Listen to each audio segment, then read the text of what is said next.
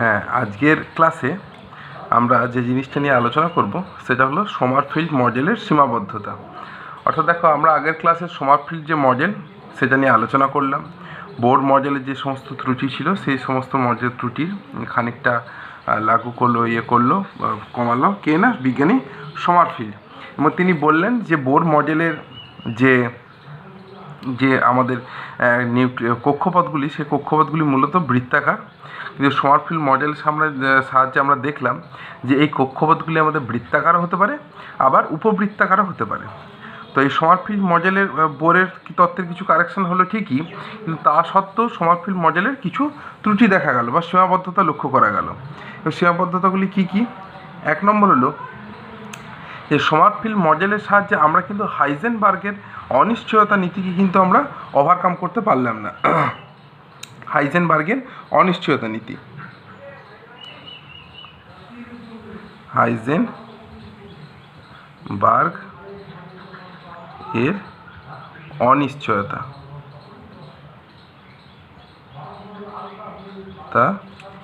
নীতি। অর্থাৎ হাইজেনবার্গের অনিশ্চয়তা নীতি কি? হাইজেনবার্গের অনিশ্চয়তা নীতি হচ্ছে যে যখন একটা ইলেকট্রন কক্ষপথে নিউক্লিয়াসের চারদিকে পরিভ্রমণ করছে, সেক্ষেত্রে তার অবস্থান এবং ভরবেগ অ্যাট এ টাইম, অর্থাৎ একই মুহূর্তে আমরা কিন্তু বলতে পারবো না। কিন্তু হাইজেনবার্গের আমাদের সমারফিল্ডের যে মডেল, সেক্ষেত্রেও কিন্তু আমরা এই জিনিসটাকে আমরা ওভারকাম করতে পারলাম না। সেক্ষেত্রে কিন্তু আমরা ক্যালকুলেশনটা কিন্তু সেই বোর তত্ত্ব অনুসারের মতোই করলাম। অর্থাৎ সেক্ষেত্রে আমাদের কিন্তু দুটোকে অবস্থানকে সার্টেন ধরে নিয়ে, অর্থাৎ নিশ্চিত ধরে নিয়ে আমরা কিন্তু কাজ করেছি। ফলে সেক্ষেত্রে কিন্তু হাইজেনবার্গের অনিশ্চয়তা নীতিকে আমরা ওভারকাম করতে পারলাম না। আর দ্বিতীয় হচ্ছে যে হাইজেনবার্গের আমাদের যে সমারফিল্ডের যে তত্ত্ব, সেক্ষেত্রেও কিন্তু আমরা বোর মডেলের যে তত্ত্ব ছিল সেটা কিন্তু 1 ইলেকট্রন সিস্টেমের ক্ষেত্রে। তো এক্ষেত্রেও কিন্তু আমরা সমারফিল্ডের ক্ষেত্রেও কিন্তু আমরা সে 1 ইলেকট্রন সিস্টেম নিয়ে আমরা কাজ করলাম। আমরা 2 ইলেকট্রন বা মাল্টি ইলেকট্রন সিস্টেম নিয়ে আমরা কাজ করতে পারলাম না। কী হলো না, 1 ইলেকট্রন বিশিষ্ট আয়ন বা পরমাণু নিয়েই কিন্তু আমাদের এখানে মডেলটা। ফলে সেক্ষেত্রে এরও কিন্তু একটা ত্রুটি রয়েই গেল। আর 3 নম্বর হলো যে আমাদের এই তত্ত্বের সাহায্যে আমরা বর্ণালীর যে আপেক্ষিক ঔজ্জ্বল্য, রিলেটিভ ইন্টেন্সিটির, এরও কিন্তু কোনো ধারণা আমরা পেলাম না। অর্থাৎ রিলেটিভ যে ইন্টেন্সিটি, যে আপেক্ষিক ঔজ্জ্বল্য, রিলেটিভ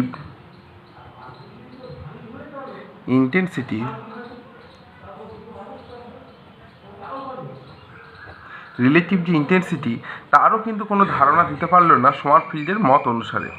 ফলে সমারফিল্ডের মডেলে কিন্তু এগুলো আমাদের ত্রুটি লক্ষ্য করা গেল।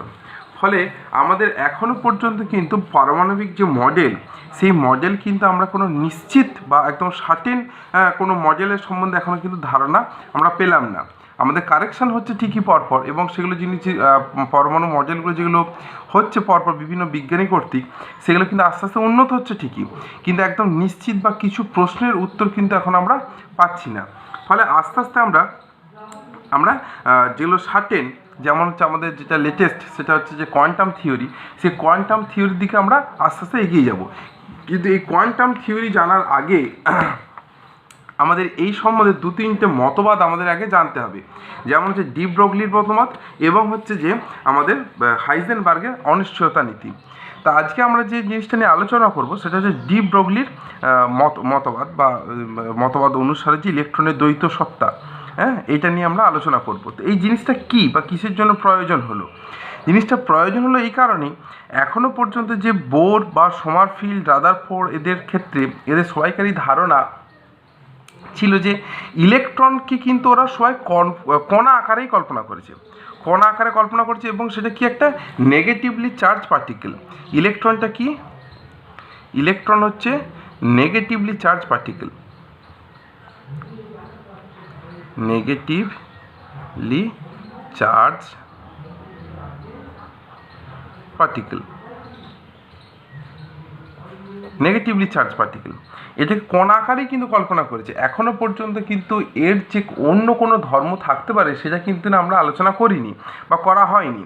সেটা কি না, এর মধ্যে যেমন একটা আমাদের কণা ধর্ম বর্তমান, অনুরূপভাবে এর মধ্যেও কিন্তু একটা তরঙ্গ ধর্ম বর্তমান।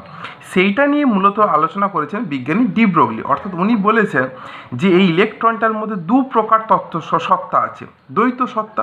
দ্বৈত সত্তা কি কি? একটা সত্তা হচ্ছে তার কণা ধর্ম, অপরটা আমাদের কি, অপরটা হচ্ছে তার তরঙ্গ ধর্ম। সেইটা নিয়ে এখানে কিন্তু আমাদের মূলত আলোচনা। এবং এই যে দুটো তত্ত্ব, এই যে দ্বৈত তত্ত্ব বা দ্বৈত সত্তা এই একটি ইলেকট্রনের মধ্যে, তা তিনি কিন্তু উপপাদন করেও দেখালেন। উনি কি বললেন, এবং উপপাদনটা উনি করলেন যে প্ল্যাঙ্কের তত্ত্ব এবং আইনস্টাইনের যে সমীকরণ তা ধরেই। কীরকম না, প্ল্যাঙ্কের তত্ত্ব অনুসারে কী জানি আমরা, প্ল্যাঙ্কের কোয়ান্টাম তত্ত্ব, প্ল্যাঙ্কের কোয়ান্টাম তত্ত্ব অনুসারে, প্ল্যাঙ্কের কোয়ান্টাম তত্ত্ব অনুসারে আমরা কী পাচ্ছি না, ই সমান এইচ নিউ, ই সমান এইচ নিউ, যেখানে এইচ সমান সি বাই ল্যামডা। তো সেখানে আমাদের কি, নিউটা হচ্ছে কম্পাঙ্ক, এইচ হচ্ছে প্ল্যাঙ্কের ধ্রুবক। এখন এইটাকে যদি আমরা তরঙ্গটাকে, কম্পাঙ্কটাকে যদি আমরা উপস্থাপন করি আলোর যে গতিবেগ এবং তরঙ্গ দৈর্ঘ্য অনুসারে, তাহলে আমরা লিখতে পারি H into C by lambda. এটা কিন্তু প্ল্যাঙ্কের তত্ত্ব অনুসারে। আবার দেখো আইনস্টাইনের সমীকরণ অনুযায়ী, আইনস্টাইন এর সমীকরণ অনুযায়ী আমরা পাচ্ছি কি, ই সমান এম সি স্কোয়ার, ই সমান এম সি স্কোয়ার, যেখানে আমাদের কি, এমটা হচ্ছে ফোটনের ভর এবং সি হচ্ছে আলোর গতিবেগ। তাহলে এই দুটো সমীকরণকে আমরা যখন পাশাপাশি রাখছি তখন কি পাচ্ছি আমরা, H into C by lambda সমান এম সি স্কোয়ার। যদি এর মধ্যে তুলনা করা হয় তাহলে দেখো একটা সি কেটে যাচ্ছে, তাহলে এইচ বাই ল্যামডা সমান এম সি। এখন যদি এইটা আলোর গতিবেগ ধরে যদি আমরা ধরা হয়, যেহেতু আমরা আগে জানিয়েছিলাম যে আমাদের এই যে কণাগুলো আসছে এদের গতিবেগটি কিন্তু আলোর গতিবেগের সঙ্গে সমান, তাহলে এই ক্ষেত্রে যদি আমরা ভি দিই তাতেও কোনো সমস্যা নেই, অর্থাৎ এম ভি আকারেও আমরা লিখতে পারি। তাহলে সেক্ষেত্রে দেখো আমাদের কি পাচ্ছি যে ওয়ান বাই ল্যামডা সমান কি, এম সি বাই এইচ, বা ল্যামডা সমান এইচ বাই এম সি বা এম ভি। তাহলে দেখো এখানে কিন্তু দুটো পার্ট আমরা পাচ্ছি। কি পার্ট? এই পার্টটা আমাদের হচ্ছে কিন্তু তরঙ্গ দৈর্ঘ্য। তাহলে তরঙ্গ দৈর্ঘ্য কার সাথে সম্পর্কযুক্ত? তরঙ্গ দৈর্ঘ্য সম্পর্কযুক্ত যে তরঙ্গের সাথে। এখানে কিন্তু অন্য কোনো দেখো রাশি আর নেই। আবার এইচটা হচ্ছে একটা ধ্রুবক রাশি, প্ল্যাঙ্কের ধ্রুবক। আর তলার যে আমাদের টার্মটা কী আছে, এইটা কিন্তু ভরবেগ, এটা ভরবেগ। তাহলে দেখো এক্ষেত্রে আমাদের দেখো ভরবেগ কার আছে, যার ভর আছে, যা অর্থাৎ যার কণা ধর্ম আছে তার ক্ষেত্রেই ভরবেগ পাবো। আর এর ক্ষেত্রে কী পাবো, তরঙ্গ দৈর্ঘ্য কার পাবো না, যার তরঙ্গ ধর্ম আছে। তাহলে দেখো অ্যাট এ টাইম আমি দুটো ধর্মই কিন্তু পাচ্ছি, অর্থাৎ তরঙ্গ ধর্ম এবং কণা ধর্ম। এইটাই কিন্তু আমাদের ছিল কি না, ডি ব্রগলির সমীকরণের মূল আমাদের প্রতিষ্ঠার বিষয়। এবং সেক্ষেত্রে উনি বললেন যে তাহলে যদি আমি এখানে প্ল্যাঙ্কের ধ্রুবকটা যদি তুলে দিই, এখানে ক্ষেত্রে যে আমি যদি সমানুপাতিক চিহ্ন দিই, তাহলে সমানুপাতিক কী লিখতে পারি না, ওয়ান বাই এম সি বা ওয়ান বাই এম ভি। তাহলে সেক্ষেত্রে কি বলা যায়, অর্থাৎ তরঙ্গ দৈর্ঘ্য কার সাথে সমানুপাতিক, ভরবেগের সাথে সমানুপাতিক। অর্থাৎ তীব্র বেগে ধাবমান কোনো বস্তু কণার ভরবেগ কণাটি দ্বারা সৃষ্ট তরঙ্গ দৈর্ঘ্যের সাথে ব্যস্তানুপাতিক হয়। অর্থাৎ দেখো এখানে আমাদের এই যে এখানে দুটো ধর্ম, তরঙ্গ ধর্ম এবং কণা ধর্ম, দুটোই কিন্তু আমরা প্রতিষ্ঠা করতে পারলাম। অর্থাৎ এখন কিন্তু আমরা বলতে পারি যে ইলেকট্রনের দুটো ধর্মই বর্তমান, এবং তারা হলো কণা ধর্ম এবং তরঙ্গ ধর্ম। এরপর দেখো এর কিছু অ্যাপ্লিকেশান আছে, এই অ্যাপ্লিকেশানগুলো আমরা করব। তাহলে আমাদের বোঝা গেল যে আমাদের ডি ব্রগলির দ্বৈত সত্তা আমরা বোঝা গেল। এবার এই দ্বৈত সত্তা থেকেই আমরা বোরের তত্ত্ব কিছু প্রতিষ্ঠা করব সমীকরণকে, এবং এখানে আরও কিছু অ্যাপ্লিকেশান করব। প্রথম অ্যাপ্লিকেশান হচ্ছে যে আবর্তনরত ইলেকট্রনের বৃত্তাকার কক্ষপথের পরিধি ইলেকট্রন দ্বারা সৃষ্ট তরঙ্গ দৈর্ঘ্যের পূর্ণ সংখ্যার সঙ্গে সরল গুণিতক। কি আছে না অ্যাপ্লিকেশান 1, সেখানে আমরা দেখাবো কি দেখাবো আমরা সেক্ষেত্রে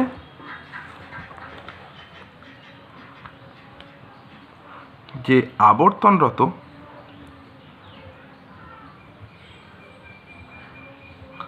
ইলেকট্রনের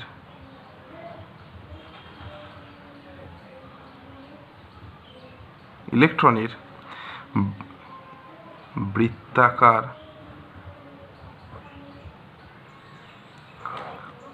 কক্ষপথের পরিধি ইলেকট্রন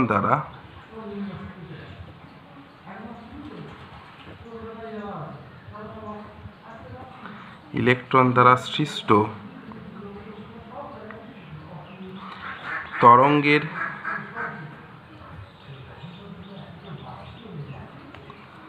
তরঙ্গ দৈর্ঘ্যের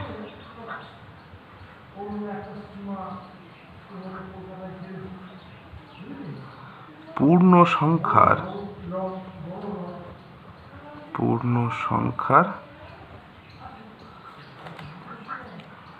সরল গুণিতক। অর্থাৎ বলছে একটা আমাদের ধরো এই একটা নিউক্লিয়াস, তার চারদিকে এই যে ইলেকট্রনটা পরিভ্রমণ করছে বৃত্তাকার কক্ষপথে, এই বৃত্তাকার কক্ষপথটা কি অরিজিনালি, এই বৃত্তাকার কক্ষপথটা কিন্তু যে ইলেকট্রনের যে আমাদের এই যে কক্ষপথের পরিধি ইলেকট্রন দ্বারা সৃষ্ট তরঙ্গের তার তরঙ্গ দৈর্ঘ্যের পূর্ণ সংখ্যার সঙ্গে হচ্ছে সরল গুণিতক। অর্থাৎ ইলেকট্রনগুলো আমাদের কীভাবে গেছে, ইলেকট্রনগুলো কিন্তু এইভাবে গেছে।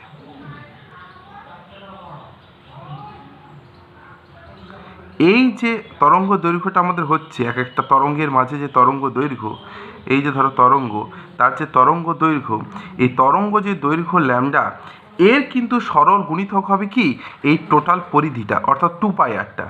একটা বৃত্তের পরিধি আমরা কি জানি 2πr। তাহলে এই 2πrটা কার সাথে সমান হবে, সরল গুণিতক হবে এই ল্যামডার সাথে। ল্যামডাটা কার, যে তরঙ্গটা সৃষ্টি করেছে কে, ইলেকট্রন, সেই তরঙ্গের তরঙ্গ দৈর্ঘ্যের সাথে কী হবে, পূর্ণ সংখ্যার সরল গুণিতক হবে। তো দেখা যাক, তাহলে আমরা প্রথমে দেখি বোর তত্ত্ব থেকে আমরা কি পেয়েছিলাম। বোর তত্ত্ব থেকে পেয়েছিলাম আমরা কি না mvr সমান nh/2π পেয়েছিলাম আমরা। তাহলে আমরা কি বলতে পারি যে mv সমান nh/2πr, যেখানে আমাদের কি এমটা হচ্ছে ইলেকট্রনের ভর, আরটা হচ্ছে কক্ষপথটার ব্যাসার্ধ, আরটা হচ্ছে কক্ষপথটার ব্যাসার্ধ। আচ্ছা, এনের মানটা আমাদের কি 1, 2, 3 যা খুশি হতে পারে, অর্থাৎ সেটা আমাদের 1 নম্বর কক্ষপথ, 2 নম্বর কক্ষপথ এরকম হতে পারে। এবার দেখো আমরা ডি ব্রগলির সমীকরণ থেকে কি পাচ্ছি। ডি ব্রগলির সমীকরণ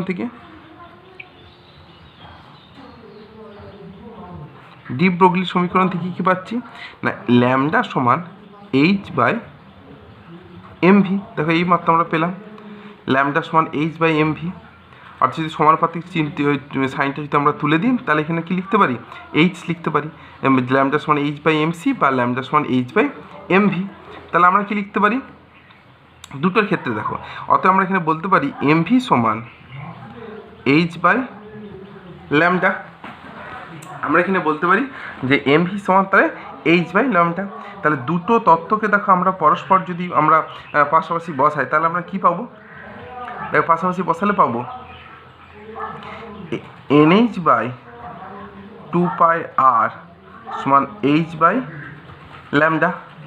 বা n/2πr সমান 1/λ। অতএব n λ সমান 2πr। দেখো এই ল্যামডাটা সরল গুণিতক, মানে n এর মান 1 2 3 4 যেটা হবে সেটা কার সাথে সমান হবে? এই দুটোর গুণফলটা এই বৃত্তটার যে পরিধির সাথে সমান হবে। অর্থাৎ তরঙ্গ যে দৈর্ঘ্যের যে সরল গুণিতক সেটা কার সাথে সমান হচ্ছে? সেটা কিন্তু সমান হচ্ছে আমাদের যে বৃত্তাকার যে কক্ষপথে যে পরিধি তার সাথে কিন্তু দেখো সমান হচ্ছে। 2 নম্বর অ্যাপ্লিকেশান দেখো, 2 নম্বর অ্যাপ্লিকেশান ছিল আমাদের কি না, ডি ব্রগলি সমীকরণ থেকে বোরের যে কৌণিক ভরবেগ অর্থাৎ mvr সমান nh/2π তার আমাদের সমীকরণ উপপাদন। তাহলে ডি ব্রগলি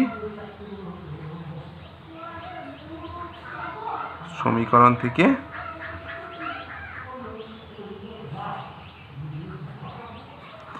mvr সমান nh/2π উপপাদন। এই mvr সমান nh/2πটা কার?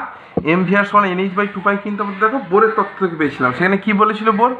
যে ইলেকট্রনগুলি কতগুলি স্থির কক্ষপথে পরিভ্রমণ করে এবং এই স্থির কক্ষপথগুলির আমাদের কৌণিক ভরবেগের মান কত হবে?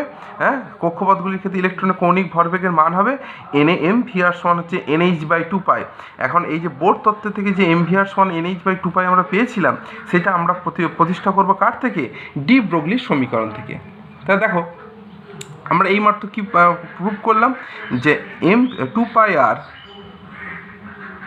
সমান n ল্যামডা। অর্থাৎ কি না, বৃত্তাকার যে পরিধিটা কার সাথে সরল গুণিতক হবে? না আমাদের যে ইলেকট্রন দ্বারা সৃষ্ট যে তরঙ্গ সে তার তরঙ্গ দৈর্ঘ্যের হবে সরল গুণিতক। ঠিক আছে, আবার দেখো আমরা কি পাচ্ছি, আর এখান থেকে যদি ক্যালকুলেশন করে নিই তাহলে আমরা কি পারি না, ল্যামডা সমান 2πr বাই n। বেশ, এইটা আমাদের একটা সেট হলো। আবার দেখো আমরা কি পাচ্ছি ডি ব্রগলির সমীকরণ থেকে, যে ল্যামডা সমান h/mv। তাহলে এই দুটো সমীকরণকে যদি আমরা পাশাপাশি বসাই তাহলে আমরা কি পাবো? যে 2πr বাই n সমান h/mv। দেখো 2πr সমান হচ্ছে h/mv। তাহলে এখানে বলতে পারি, এক্ষেত্রে যদি আমরা আসি ক্যালকুলেশনে দেখো তাহলে mvr সমান কী বলতে পারো? nh/2π। বা যদি ক্যালকুলেশনটা করে আর একটু সিম্পলিফাইড করা হয় তাহলে দেখা যাবে 2πr mv সমান nh, বা লিখতে পারি কি 2πr সমান nh, বা সরি mvr সমান nh/2π। এই সমীকরণটা কার? এই সমীকরণটি কিন্তু বোরের। তাহলে দেখো এই দেখো ডি ব্রগলির সমীকরণ থেকে দেখো আমরা কি প্রতিষ্ঠা করতে পারলাম? ডি ব্রগলির সমীকরণ থেকে আমরা কিন্তু প্রতিষ্ঠা করতে পারলাম কার? না বোরের তত্ত্বের যে আমাদের একটা আমাদের যে বোরের যে তত্ত্ব ছিল তার প্রথম পয়েন্টটি ছিল কি, যে ইলেকট্রনগুলি কতগুলি বৃত্তাকার কক্ষপথে পরিভ্রমণ করে এবং স্থির কক্ষপথ সেগুলি, এবং সেই স্থির কক্ষপথে ইলেকট্রন পরিভ্রমণকালে তাদের কৌণিক ভরবেগের মান কত হবে? mvr সমান হচ্ছে nh/2π। সেটা দেখো আমাদের ডি ব্রগলির সমীকরণ থেকে প্রতিষ্ঠা আমরা করলাম। কি করে ডি ব্রগলির সমীকরণ থেকে প্রসেস করলাম? দেখো আমাদের এইটা হচ্ছে ডি ব্রগলির সমীকরণ, ল্যামডা সমান h/mv, দুটো ধর্ম বর্তমান। আবার আমরা কি আবার নির্ণয় করলাম যে আমাদের যে এই যে পরিধিটা, কোনো বৃত্তাকার কক্ষপথের যে পরিধিটা সেটা কার সাথে সরল গুণিতক হবে? না তরঙ্গ দৈর্ঘ্যের সাথে ইলেকট্রনগুলো যে ঘুরছে তাদের যে তরঙ্গ সৃষ্টি হচ্ছে তার তরঙ্গ দৈর্ঘ্যের সরল গুণিতক হবে। এক্ষেত্রে দুটো তরঙ্গ দৈর্ঘ্যে যখন আমরা দুটো সমীকরণের পাশাপাশি বসালাম তখন আমরা কি পেলাম? 2πr সমান n, অর্থাৎ h/mv। এখান থেকে আমরা বার করে নিতে পারলাম কি mvr সমান nh/2π। তাহলে আরেকবার বলে দিই না, দেখো ডি ব্রগলির যে আমাদের তত্ত্ব সেক্ষেত্রে আমরা কি বলছি, ডি ব্রগলি তত্ত্বের দ্বৈত সত্তার ক্ষেত্রে কি, অর্থাৎ ইলেকট্রনগুলো যে পরিভ্রমণ করছে নিউক্লিয়াসের চারদিকে তার দুটো ধর্ম বর্তমান। কি কি ধর্ম? এক ধর্ম হচ্ছে তাদের মধ্যে কণা ধর্ম, অপর ধর্ম হচ্ছে তরঙ্গ ধর্ম। এইটাই কিন্তু আমাদের ডি ব্রগলির দ্বৈত সত্তা। তাহলে সেই ক্ষেত্রে আমরা কি নির্ণয় করলাম না, প্ল্যাঙ্কের কোয়ান্টাম তত্ত্ব অনুসারে ই সমান এইচ নিউ, আইনস্টাইনের সমীকরণ থেকে ই সমান mc স্কোয়ার। এই দুটো সমীকরণকে পাশাপাশি আমরা বসিয়ে কি পেলাম? সেক্ষেত্রে আমরা কি কী পেলাম যে 1/λ=mc/h বা λ=h/mc, অর্থাৎ এই ল্যামডাটা হচ্ছে তরঙ্গ ধর্ম, এমসিটা হচ্ছে কণা ধর্ম, অর্থাৎ এর মধ্যে কিন্তু দুটো ধর্মই বর্তমান থাকছে। এবারে এর দুটো অ্যাপ্লিকেশান করলাম। প্রথম অ্যাপ্লিকেশান করলাম কি না দেখানোর জন্য যে ইলেকট্রনগুলো যে ঘুরছে তারা নির্দিষ্ট তরঙ্গ আকারে যে ঘুরছে, সেই তরঙ্গ যে দৈর্ঘ্যটা তা হচ্ছে কি বৃত্তাকার যে কক্ষপথ তার পরিধির হচ্ছে কী হবে, তরঙ্গ দৈর্ঘ্যের যে সরল গুণিতকটা বৃত্তাকার পরিধির সাথে সমান হচ্ছে। অর্থাৎ দেখো সেক্ষেত্রে আমরা কী পেলাম, বোর তত্ত্ব থেকে mv/nh/2π, অর্থাৎ এমভি বার করে নিলাম, সেখানে nh/2πmr। আবার ডি ব্রগলি তত্ত্ব থেকে আমরা কী পেলাম, λ=h/mv, অর্থাৎ mv=h/λ। তাহলে সেক্ষেত্রে দুটো সমীকরণকে পাশাপাশি বসিয়ে আমরা কী পেলাম, nλ=2πr। অনুরূপভাবে দ্বিতীয় অ্যাপ্লিকেশনের ক্ষেত্রে আমরা কী পেলাম, যে ডি ব্রগলির সমীকরণ থেকে mvr=nh/2πকে উপপাদন করতে হবে। সেক্ষেত্রে আমরা কী করলাম, যে আগের সমীকরণে যেটা পেলাম 2πr=nλ, সেখান থেকে ল্যামডাকে আমরা বার করে নিয়ে এলাম। আবার যে ডি ব্রগলির সমীকরণ λ=h/mv, এই দুটো সমীকরণকে পাশাপাশি বসিয়ে আমরা কী পেলাম না mvr=nh/2π। অর্থাৎ এক্ষেত্রে আমাদের কিন্তু আমাদের যে ডি ব্রগলির সমীকরণ থেকে আমরা বোরের তত্ত্বকে আমরা কী করলাম, উপপাদন করলাম।